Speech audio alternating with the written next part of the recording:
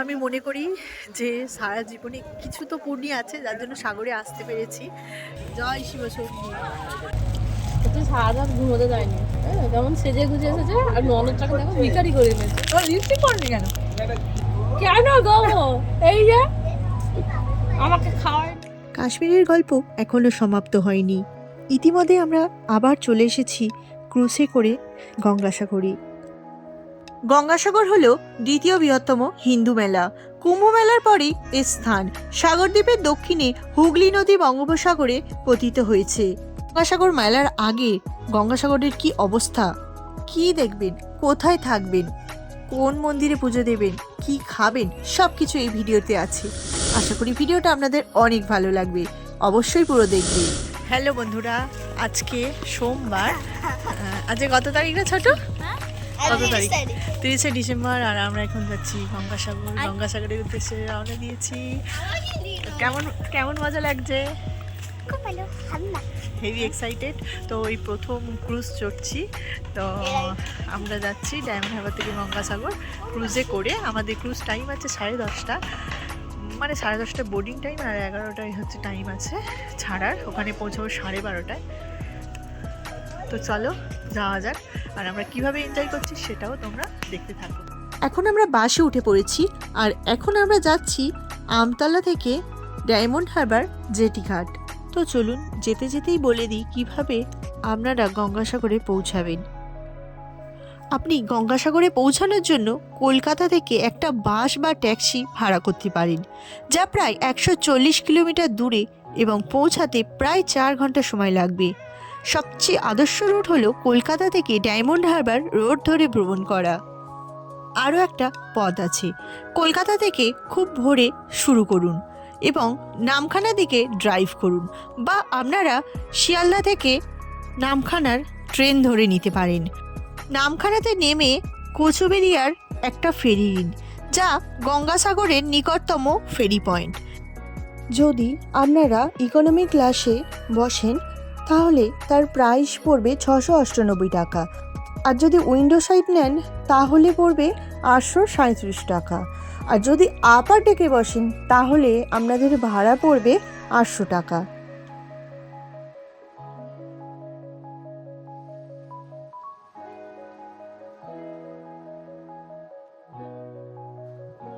এখন আমরা ডায়মন্ড হারবারে এসে পৌঁছেছি। তো এখান থেকে ডায়মন্ড হারবার জেটি ঘাট যাবে, আর এখানে সবাই বসে আছি এখন। তো দেখা যাক কি হয়।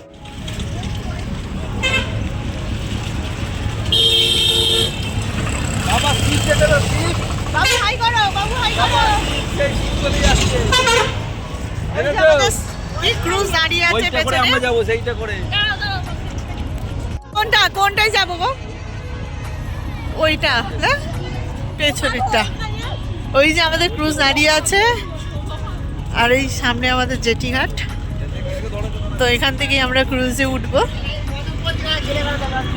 এখন তো বেজে গেছে প্রায় 10:39, আর আমাদের ক্রুজ বোর্ডিং টাইম ছিল 10:30, একটু দেরি হয়ে গেছে, আর 11টায় আছে ডিপার্চার টাইম। ছোটু কেমন লাগছে? কেমন এক্সাইটেড লাগছে? ভালো? হ্যাঁ, ছোটুর অনেক তাড়া। চলে এসো।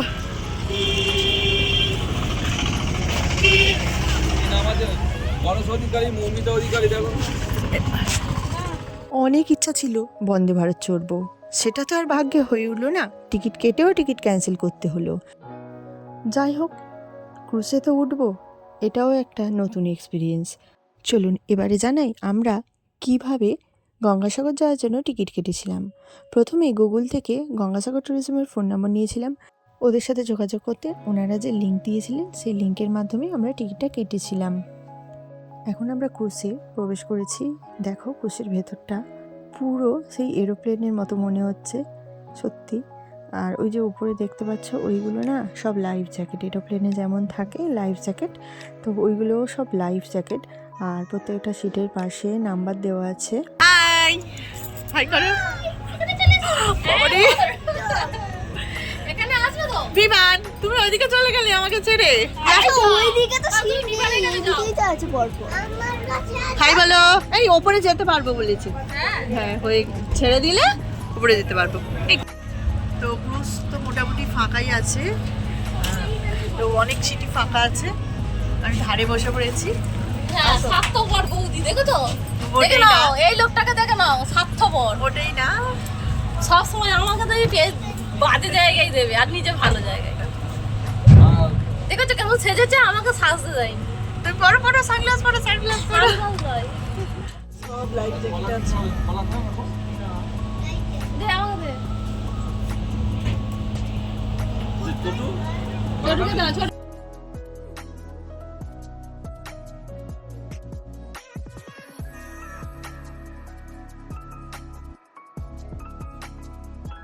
এই যে এই সাইডে দুটো বাথরুম আছে, আর পেছনে যে রেলিং দেওয়া আছে ওগুলো থেকে সিঁড়ি আছে ওপরে যাওয়ার জন্য।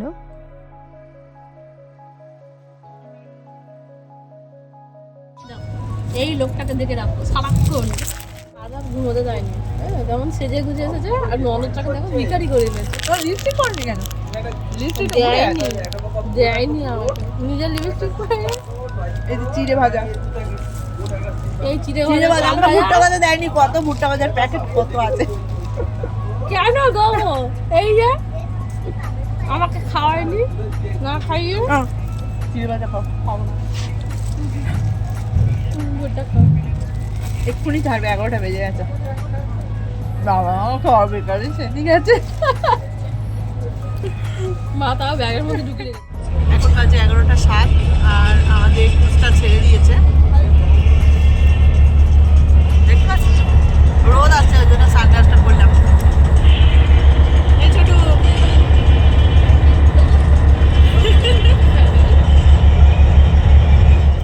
যাই হোক, ননদ বৌদির খুনসুটি তো সারা জীবনই লেগে থাকে। সে যাই হোক, আমাদের ক্রুজটা এখন ছেড়ে দিয়েছে। আমার একটা আইডিয়া ছিল যে আমরা একেবারে মাঝ নদী থেকে গঙ্গাসাগর যাব, কিন্তু সেই আইডিয়াটা সম্পূর্ণ পরিমাণে ভুল।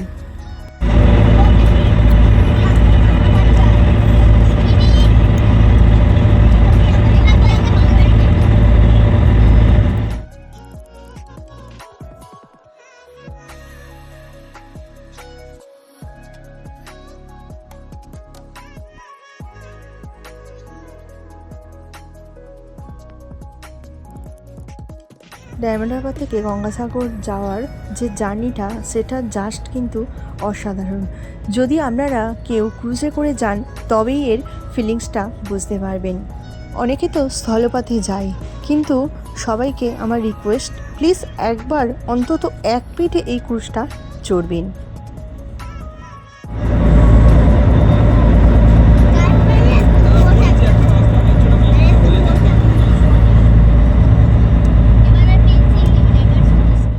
প্রায় 1.5 ঘন্টা হতে যায়, তো 11টা 7 ছেড়েছে ক্রুজটা। এখন বাজে 12টা 10, কাছাকাছি চলে এসেছি। 1.5 ঘন্টার মতো লাগবে পৌঁছাতে। তো একটা জিনিস খুব খারাপ লাগলো, যেটা যে এখানে আমরা খাবার অর্ডার দিয়েছিলাম, ক্রুজ আগে অর্ডার ছিল। আপনারা ভুল করে ক্রুজে খাবার অর্ডার দেবেন না, তো এখান থেকে আপনাদের টাকা কেটে নেবে। তো ওরা তো বলছে ফেরত দিয়ে দেবে, জানি না কখন ফেরত দেবে। তো আমাদের 500 টাকা এক্সট্রা কেটে নিয়েছি, না কী হবে। তো এটা একটা সাবধান করছি, যারা ক্রুজ বুক করবে 1.5 ঘন্টার জন্য বাড়ি থেকে খাবার নিয়ে আসবে, বা শুকনো শুকনো খাবার, ড্রাই ফ্রুট নিয়ে ক্রুজে উঠবে। আপনারা যদি মনে করেন এক জায়গায় খাবার নেবেন, তাহলে কিন্তু আপনারা ভুল করবেন। তো এখানে দেখলাম কেউ খাবার অর্ডার দেয় না, আমরা ভুল করে অলরেডি অর্ডার দিয়েছিলাম। তো ওরা বলছে যে আপনাদের খাবার রেডি হয়। যাই হোক, 500 টাকা কেটে নিয়েছে, জানি না রিফান্ড হবে কিনা। খুব একটা মাঝখান থেকে যাচ্ছে না, তো মোটামুটি এই যে এদিকে অনেকটা অংশ দেখা যাচ্ছে। না, দেখ, এদিকে তো কিছুই দেখা যাচ্ছে না পার্কটার, তো ওইদিকে তাও দেখা যাচ্ছে।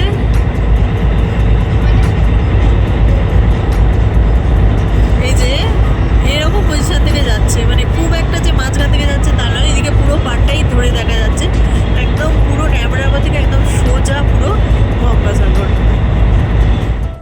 যেহেতু আমরা আপার ডেকে কোনো টিকিট পাইনি, তাই আমরা আপার ডেকে তো বসতে পারি না, নিচেই ছিলাম।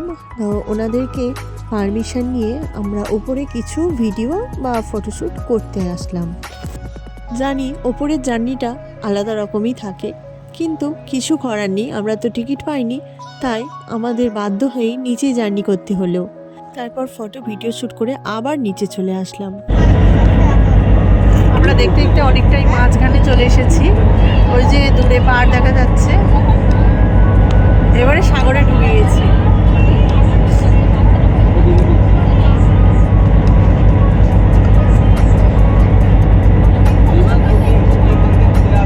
আর একটু বেশি সময় নেই,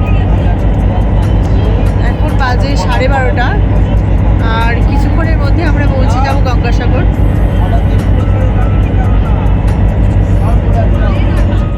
ওপরে আমরা আপার ডেকে টিকিট পাইনি, তো একটু ওপরে গিয়েছিলাম, গিয়ে একটু ভিডিও করে ছবি তুলে আবার নিচে চলে এসেছি। তো ওখানে ওরা বেশিক্ষণ থাকতে দিচ্ছিল না, একটু লোড হয়ে যাচ্ছিল, তাই তো ওপর থেকে ভিউটা আরও দারুণ লাগছিল। তবে ফেরার সময় অনেক টিকিটই ফাঁকা আছে, জানি না ওপরে কাটবো কিনা। এখন বাজে 12:58, মানে 1টা বাজতে যায়। তো এখন আমাদের ক্রুজ পৌঁছে গেছে গঙ্গাসাগরে। এটাই মনে হয় হ্যাঁ, মিলছে যাবে। কোনটা? এই হলো গঙ্গাসাগরের জেটিঘাট। তো আমরা এখানে এখন নেমে পড়েছি। এবার কোন দিকে যাব?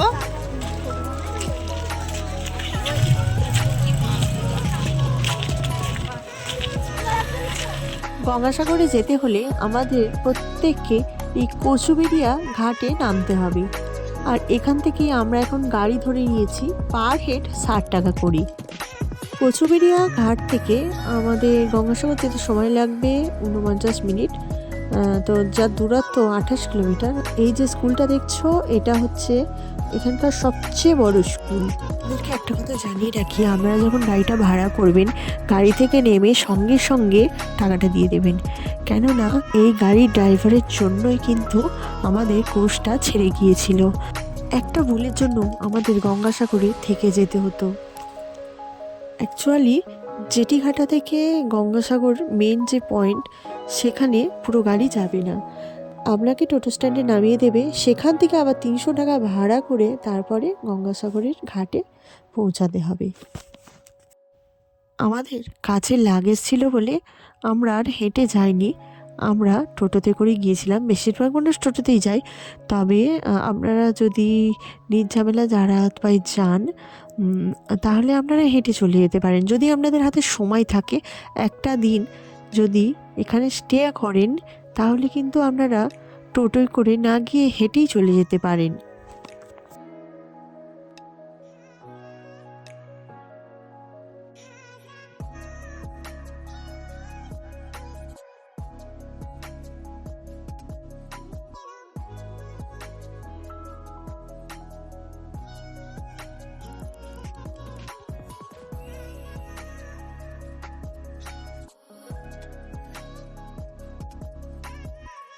এই হলো গঙ্গাসাগরের গেট, এখান থেকে আমরা প্রবেশ করেছি। তো আমরা কচুবেড়িয়া জেটি থেকে এখন চলে এসেছি গঙ্গাসাগর, মানে গঙ্গাসাগর অটো স্ট্যান্ডে। এখান থেকে আবার কোথায় যেতে হবে বললো? তোদের কপিলমণির আশ্রমে যাব। তো ওখান থেকে আমরা স্নান করব আর তারপর পুজো দেব। তো এখান থেকে আবার নাকি আলাদা টোটো নিতে হবে। টোটো নিলে মোটামুটি 250 থেকে, মানে 300 টাকা ফিক্সড রেট, 300 টাকা ভাড়া। আর আমাদের অটো ভাড়া নিল পার হেড 600, পার হেড 60, মানে 60 টাকা করে। তো 360 টাকা হবে। এখান থেকে আমরা যে টোটোটা নেব, টোটোটা কপিলমণির আশ্রমে ওখানে নিয়ে যাবে। প্রথমে সমুদ্রে নিয়ে যাবে, সমুদ্রে স্নান করব, স্নান করে তারপরে আশ্রমে পুজো দেব। তারপরে মানে ভাত যদি কেউ কিছু খায়, খাওয়া দাওয়া করে, খাওয়া দাওয়ার পরে তারপরে আবার আমাকে এই অটো স্ট্যান্ডে ছেড়ে দেবে টোটাল। তো আমরা এখানে নেমে কিছু টিফিন করে নিচ্ছি। টিফিন মানে বিস্কুট, কেক, স্ন্যাক্স এইসবই করছি।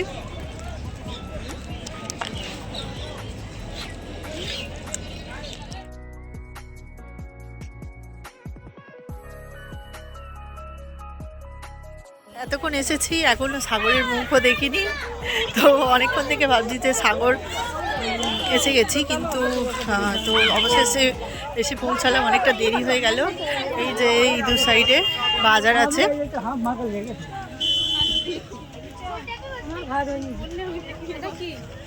তো আমরা টোটোতে জুতো খুলে আর এখন স্নান করতে যাচ্ছি।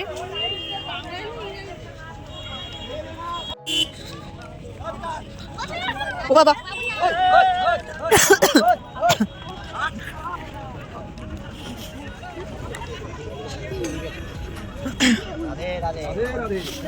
এই যে মাটিগুলো খোলা হয়েছে এটা গঙ্গাসাগরের মেলার জন্য। আর এখন গঙ্গাসাগরের কি অবস্থা দেখো। গতকাল নাকি ভালোই ভিড় হয়েছিল, আমাদের ভাগ্যচক্রে আজকে আমরা ভিড়টা পাইনি। সে যাই হোক, কিছুদিন পরে তো আর গা গলানো যাবে না। আর এই যে আমাদের গঙ্গা মাতা, জয় গঙ্গা মাতার জয়।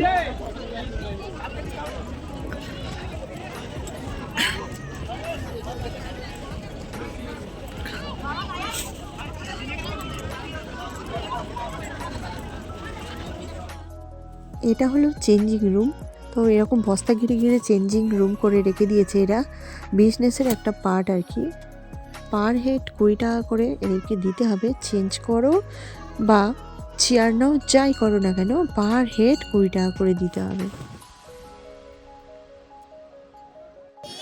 তো এখানে কালকে একটু ভিড় হয়েছিল যেটা শুনলাম, মোটামুটি ভিড় হচ্ছে। আজকে একমাত্র খালি আছে। আর এই মেলাটা শুরু হয় 1 জানুয়ারির পর থেকে, মানে ভিড়টা হয়। এই মেলাটা শুরু হয় 7 তারিখ থেকে 15 তারিখ পর্যন্ত, তারপরে ভিড়টা আস্তে আস্তে কমতে থাকে। তো যেটা শুনলাম যে মেলাটা যখন চলে তখন 3 চাকার গাড়ি রাস্তায় একদমই চলে না, শুধু বাসই আসে আর প্রাইভেট কার আসে, আর কোনো গাড়ি রাস্তায় চলে না। বলে মানে হাজারে না লাখে করে হয়। তো যাই হোক, এর সাথে খুবই ভালো লাগছে। জানি না আর কোথাও যেতে পারবো কিনা, কারণ সত্যি 6টায় ক্রুশ আছে। টিকিট কাটবো, এখনো কাটা হয়নি, ওখানে গিয়েই কাটবো টিকিটটা। তো চলো, আমরা ঘুরছি, তোমরা আমাদের সাথে ঘুরতে থাকো। আর এই যে সমুদ্র সাগর আছে, আমরা এখন স্নান করবো সাগরে, তারপরে আমরা লাঞ্চ ছাড়বো, তারপরে আমার ওখানে জানি না আর কিছু জায়গায় যাওয়ার আছে, তবে এখন অলরেডি 3টে বেজে গেছে, মনে হচ্ছে আর কোথাও ঘোরা হবে না। আমি মনে করি যে সারা জীবনে কিছু তো পুণ্য আছে যার জন্য সাগরে আসতে পেরেছি। তো অ্যাকচুয়ালি আমাদের যাওয়ার কথা ছিল পাহাড়ে, বছরের শেষটা আমাদের খুব একটা ভালো কাটেনি, তো অনেক ধরনের বিপদ গেছে। আর অ্যাকচুয়ালি আমরা পাহাড়ে যাব বলে টিকিট কেটেছিলাম। প্রথমে পুরুলিয়ার টিকিট কাটলাম, ওটা মানে বিশেষ কারণবশত আমরা যেতে পারিনি। আবার আমরা তো ধানবাদের টিকিট কেটেছিলাম, ভেবেছিলাম যে ধানবাদের ভিডিওটা আপনাদের সামনে আনতে পারবো, কিন্তু তার আগের দিন আমার হাজব্যান্ডের অফিসে চাপ পড়ে যাওয়ায় আমরা ধানবাদেও যেতে পারিনি। তো দুটো ট্রিপ ক্যান্সেল করার পরে হঠাৎ করে আমরা ক্রুজে করে ডায়মন্ড হারবার থেকে গঙ্গাসাগর চলে এলাম। তো যাই হোক, এটা বলে সত্যি ভাগ্যে না থাকলে সাগরে আসা যায় না। তো অনেক বাধা বিপত্তি পেরিয়ে, অনেক ধরনের হ্যাঁ না মানে অনেক ধরনের ডিসিশন নিয়ে অবশেষে আমরা সাগরে পৌঁছেছি। আমি আগে শুনেছিলাম গঙ্গাসাগরের এই মুনি ঋষিদের কথা, তো এখানে এসে সত্যিই দেখলাম প্রচুর মুনি ঋষি চারিদিকে বসে আছে। আরেকটা জিনিসও শুনেছিলাম যে এদের গায়ে নাকি কোনো বস্ত্র থাকে না, জানি না সত্যি কিনা, হয়তো মেলার সময় এদের দেখা মেলে। সে যাই হোক, তো এখানে আমরা দেখতে পাইনি। এখানে দেখো বিভিন্ন ধরনের দোকান আছে, এখান থেকে আমরা কিছু জিনিস কিনে নিলাম বাড়ির জন্য।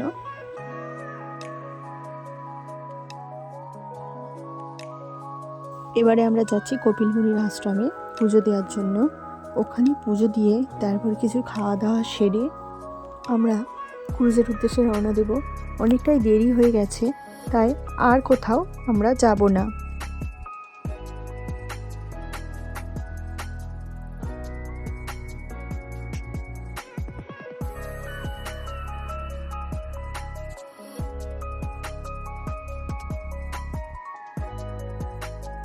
হ্যালো বন্ধুরা, আমরা এখন চলে এসেছি কপিল মুনির আশ্রমে। এটা হলো ডালার ঘর, জয় শিবশক্তি। এখান থেকে ডালা নিয়ে, আর আশ্রমটাকে দেখা, ওই যে দূরে আশ্রম দেখা যাচ্ছে, এই আশ্রমে আমরা পুজো দিতে যাব। চলো চলো। আগেই বলেছি আমরা আজকের মধ্যেই বাড়ি ফিরবো, তাই আমাদের একটু তাড়াহুড়ো ছিল। ডালা ঘরে গিয়ে ভিডিও আমাদের করা হয়নি। আমি ভিডিও করতে যাচ্ছিলাম, আমার হাজব্যান্ড ডালাঘর থেকে ডালা নিয়ে চলে এসেছে, তাই একেবারে আমরা কপিল মুনির আশ্রমে পৌঁছে গেলাম পুজো দেওয়ার জন্য। কপিলমুনি মন্দির বা কপিল মুনির মন্দির হলো ভারতীয় অঙ্গরাজ্য পশ্চিমবঙ্গের গঙ্গাসাগরে অবস্থিত একটি হিন্দু মন্দির। এটি হিন্দুদের জন্য সবচেয়ে পবিত্র তীর্থস্থানগুলোর মধ্যে একটি এবং কপিল মুনি এখানে তপস্যা করেছিলেন বলেই মনে করা হয়।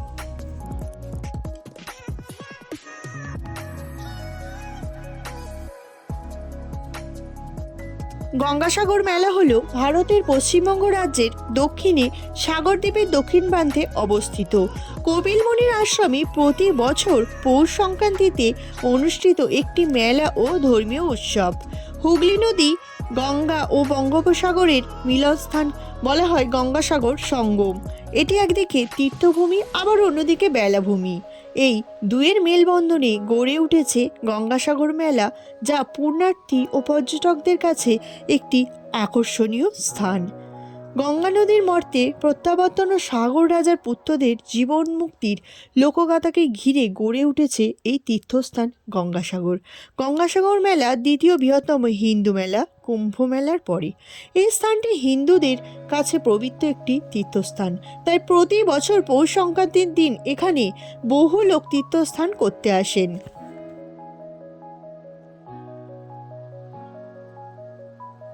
অনুমান করা হয় যে রাজা ভগীরথ কঠোর তপস্যা বলে ব্রহ্মা ও বিষ্ণুর থেকে গঙ্গাকে মর্তে আনার অনুমতি পেলেন।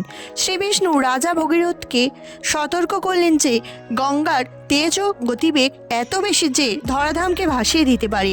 রাজা ভগীরথ উপায় জানতে চাইলেন। তখন ভগবান শ্রী বিষ্ণু বললেন একমাত্র শিবই পারেন গঙ্গার গতি রুদ্ধ করতে। আবার শুরু হলো শিবের তপস্যায় শিব সন্তুষ্ট হয়ে গঙ্গাকে মাথায় ধারণ করলেন এবং জটার মধ্যে দিয়ে ধীরে ধীরে প্রবাহিত হওয়ার আদেশ দিলেন। গঙ্গা মর্তে পতিত হলেন হিমালয়ের গঙ্গোত্রী হিমবাহে। গঙ্গা মর্তে প্রবাহিত হওয়ার সময় নিম্নগতিতে জাহ্নবীর আশ্রম ভাসিয়ে দিলেন। জাহ্নবীর রেগে গঙ্গাকে গণ্ডূষে ধারণ করেন এবং পান করলেন। দীর্ঘদিন পরেও গঙ্গার দেখা না পেয়ে রাজা ভগীরথ চিন্তায় পড়লেন। অবশেষে ঘটনাটি জেনে আবার জাহ্নবীর তপস্যায় বসলেন। তপস্যায় সন্তুষ্ট হয়ে জাহ্নবী নিজের পায়ে জানু মতান্তরে থেকে গঙ্গাকে মুক্তি দিলেন। ছিটকে পড়া মূলধারাটি জাহ্নবী নাম নিয়ে প্রবাহিত হতে থাকলো। গড়িয়ে পড়া জলাধারটি পদ্মা নামে ধারণ করে বর্তমানে বাংলাদেশে প্রবাহিত হতে লাগলো। এই জন্য গঙ্গার অপর নাম ভাগীরথী। এই নদী বিভিন্ন জেলায় বিভিন্ন নাম ধারণ করেছে, যেমন মুর্শিদাবাদে জাহ্নবী, নদিয়াতে ভাগীরথী, হুগলিতে হুগলি নদী নাম ধারণ করে পৌঁছালো সাগরদ্বীপ কপিল মুনির আশ্রমে। সেই দিনটি ছিল পৌষ সংক্রান্তির দিন। অবশেষে সমুদ্রে মিলিত হয় গঙ্গা। কপিল মুনি খুশি হয়ে ভাগীরথীর পূর্বপুরুষ 60,000 রাজপুত্রকে মুক্তি দিলেন। দিকে দিকে কপিল মুনির জয়ধ্বনি উঠল। এই জন্যই পাপ খণ্ডন ও মোক্ষলাভে তীর্থযাত্রীরা গঙ্গাসাগরে স্নান করতে আসেন। প্রচলিত জনশ্রুতি হলো সব যাত্রা বারবার গঙ্গাসাগর একবার। যাই হোক, ঘুরতে ঘুরতে অনেকটাই খিদে পেয়ে গেছে, এবারে লাঞ্চ সারতে হবে। তাই আমরা কপিল মুনির আশ্রমে এরকম একটা লাঞ্চের জায়গায় চলে এলাম লাঞ্চ করতে। এখানে নিরামিষ আমিষ সব কিছুই পাওয়া যায়, তো আপনারা যেটা খুশি খেতে পারেন। আমাদের লাঞ্চে ছিল ভাত, ডাল, পাঁপড় ভাজা, ফুলকপির ঝাল, আর তারপরে আমরা মাছ নিয়েছিলাম।